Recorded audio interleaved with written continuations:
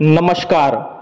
राज्यातील लाखो सोयाबीन आणि कापूस उत्पादक शेतकऱ्यांसाठी एक महत्त्वपूर्ण आणि दिलासादायक बातमी आहे। राज्य शासनाने भावांतर योजनेअंतर्गत प्रति हेक्टरी 5,000 रुपये अधिकतम 2 हेक्टरच्या मर्यादेत शेतकऱ्यांना जास्तीत जास्त 10,000 रुपयांचे अनुदान जाहीर केले आहे। पाहूया सविस्तर वृत्त काय आहे। त्याआधी तुम्ही जर आपल्या चॅनलवर नवीन असाल किंवा अजूनही आपलं चॅनल सबस्क्राइब केलं नसेल तर नक्की सबस्क्राइब करा आणि जवळच असलेला बेल आयकॉन क्लिक करा, म्हणजेच आम्ही टाकलेली माहिती तुमच्यापर्यंत पोहोचण्यास मदत होईल। या अनुदानाच्या वितरण प्रक्रियेसाठी 21 ऑगस्ट 2024 रोजी एक विशेष पोर्टल तयार करण्यात आले आहे। मात्र या योजनेच्या अटीनुसार केवळ ई-पीक पाहणी केलेल्या शेतकऱ्यांनाच हे अनुदान मिळणार होते। यामुळे शेतकऱ्यांमध्ये चिंता निर्माण झाली होती। काही शेतकरी या योजनेपासून वंचित राहतील। राज्यातील बऱ्याच शेतकऱ्यांनी ई-पीक पाहणी केली असली तरी त्यांचा डेटा उपलब्ध नसल्यामुळे किंवा त्यांच्या नावांची यादीत नोंद नसल्यामुळे जवळपास 20 ते 25% शेतकरी या यादीतून वगळले गेले होते। यामुळे शेतकऱ्यांमध्ये रोष निर्माण झाला आहे आणि या योजनेत सुधारणा करण्याची मागणी होत होती।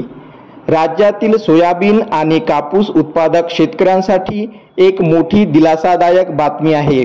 राज्यातील लाखो शेतकरी या अनुदान योजनेपासून वंचित राहू नयेत म्हणून 21 ऑगस्ट 2024 रोजी परळी येथे झालेल्या कृषी महोत्सवाच्या कार्यक्रमात मुख्यमंत्री एकनाथ शिंदे यांच्या हस्ते ई-पीक पाहणीची अट शिथिल करण्यात आल्याची घोषणा करण्यात आली आहे।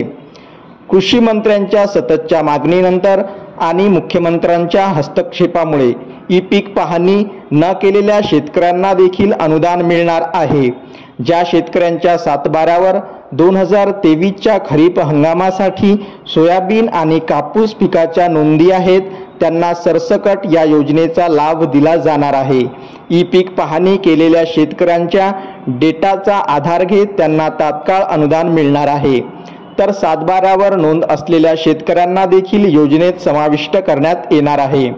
राज्यातील सोयाबीन आणि कापूस उत्पादक शेतकऱ्यांसाठी एक महत्त्वपूर्ण घोषणा करण्यात आली आहे।